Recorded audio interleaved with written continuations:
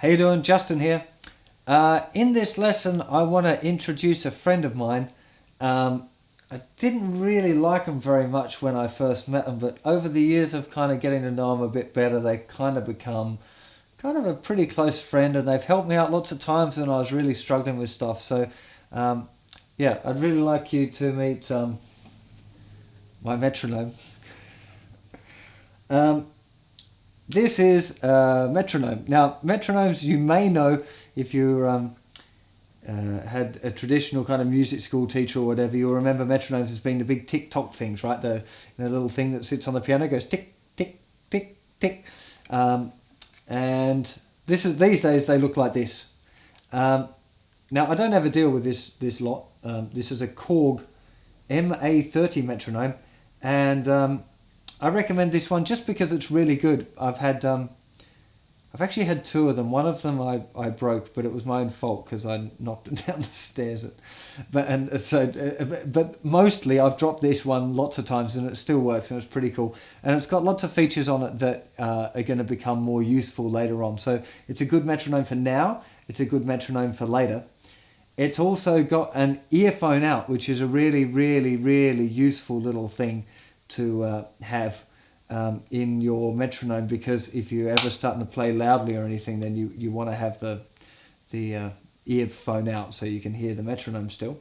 I'm just going to give you one little hint, but I want to do a close-up, and I'm just going to explain about how to hit what buttons and what you might be using it for. Just one little hint that I want to give you before we go to that, which is a lot of people have trouble hearing the metronome. If you don't want to use an earpiece, a really good trick is to keep the metronome on the little arch of your guitar, up like that. And you'll hear it really clearly when it's up here because it's nearer to your ears. A lot of people stick it on the music stand, it gets too far away. By the time you're playing, they don't hear the metronome. Hearing a metronome is obviously really important, otherwise you may as well not be using it. So let's go to a bit of a close-up, and I'll just show you what some of these controls do to make sure that you're going to use your metronome correctly. Of course, every metronome is going to have slightly different controls on it, so you might have to read the manual, but as long as I explain to you what the different things are that it's possible for a metronome to do, you should be able to suss it out on whatever metronome you choose to buy. So let's go to a little close-up and check that out. Okay, here we are with a close-up looking at my metronome. So a few of the little things, the little features that we need to talk about that you're going to have to use. Okay, the red on-off button. That's a pretty obvious button. I don't think I need to go into too much description on that one. So I'm just going to press that and start it going, and then you're going to have to put up with this horrible clicking sound while I talk to you for the rest of it. So you'll see here now the little thing is moving just like those old tick-tock things. Tick, tock, tick, tock. Now, down here we've got the up and down tempo marking. So if we just move this up a little bit, it jumps up in groups of 20. So now I think we're on a tempo of 100 now, 120 now, and you can hear it's considerably faster. And we can always control our tempo by going up, and we can just go up one or two at a time here. Now we're at 123. Now, other very important button is here, the mute button. That's my favourite button on the metronome, is the mute button. I'm sorry, it is a bit... When you have to put up with that for hours and hours, especially if you're not practicing and someone else has got their metronome on, it's horrible. So mute button is a very good thing. Now you can see here in the display it's moving quite rapidly across backwards and forwards. It's really important to realise that you shouldn't be watching that when you practice at all. Don't watch it, it's too mesmerising, and you have to learn to listen to the sound. If you're playing in a band with a drummer, you don't want to be looking at the drummer to know what he's playing. You have to get used to synchronising with that click by using your ears, not by using your eyes. It's kind of useful sometimes, but it's not useful for you now. That's a very bad idea. Okay, so that's the mute button. Now, we've also got here this sound note calibration. This particular metronome has a tuner in it, which is, well, basically a horrible note, so let's get rid of that straight away. So this one has a tuner. Most of them don't really have a tuner. It doesn't really work like a regular tuner. It just gives you notes that you can tune your guitar to, but it's not a nice idea. Now, one thing that is important, a feature of this metronome that I think is really good, it's got two things. One, it's got the possibility of tapping the tempo. So if I just press that top button twice, I can then tap one of these buttons.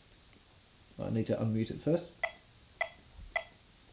And as I'm tapping it, it's telling me what the tempo was of what I was tapping. That was then 103. If I do it faster, now I'm tapping, that was 195. And that can be quite a useful thing there to be able to find out a tempo of a song or whatever if you're trying to work on that. So the tap tempo can be really useful. Now, that's the tempo that I was just tapping, that's just far too fast. Let me just break that down to something reasonable. Okay, now it's also got another function here. It's the beat or the tap. Now, once you've got a beat going, you can then, which is now, I can change by pressing these up and down buttons. You can see in this very corner here, the one is, that's changing to 1, 2, 3, 4, 5, 6, 7, 8. And now it's going into these little eighth notes, triplets, dotted eighth notes, triplets. Can't even read it because I'm having to stuff the side here. I think that's 16th notes, and it's got these other rhythms. Now what this means, the main one we're interested in here is beat. So if I make that 4 and start it off again, you can hear that it's accenting every fourth one. So 1, 2, 3, 4, 1, 2, 3, 4, 1, 2, 3, 4, 1. It's accented every time. So we can change that. We could make it 3, like the waltz. 2, 3, 1, 2, 3, 1, 2, 3, 1, 2, 3. So that's also a really, really great feature, being able to select the beat, because as you know, when you're counting bars, it'll be very helpful to know where the beginning of each bar is. It also has these beat divisions, which you're not going to use now, but you might use later on, where you divide, say, each one into 3, and then you get this sort of thing. Right, we're definitely not going to be using that for a little while, but that's not a bad little feature.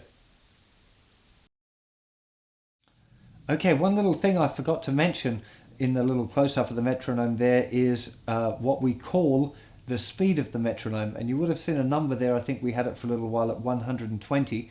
And what that's referring to is 120 beats per minute, or BPM it's usually written as.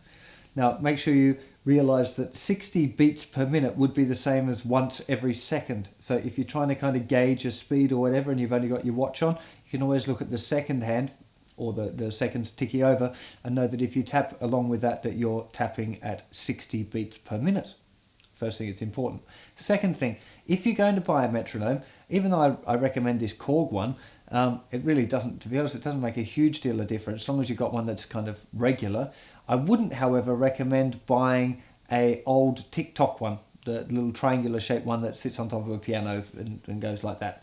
The reason is because they're very hard to adjust quickly, and also you can only set them at certain tempos. And one of the good things about the digital metronomes is you can go from 120 to 121 to 122. Whereas with those the bigger old school metronomes, like the classical metronomes if you like, they've only got specific speeds that you can put it at. So you can put it at 106 and 112 or whatever, but you couldn't put it at 109. You know, I can't remember what all the exact tempos are, but there's quite exact tempos that you can choose to use or choose not to use. And I think that's it. That's all I've got to tell you about metronomes. So now what we're going to do is learn a little bit how to use them. And we're also going to discuss tapping our foot. Now, you wouldn't think that anyone would be able to teach you how to tap your foot, would you?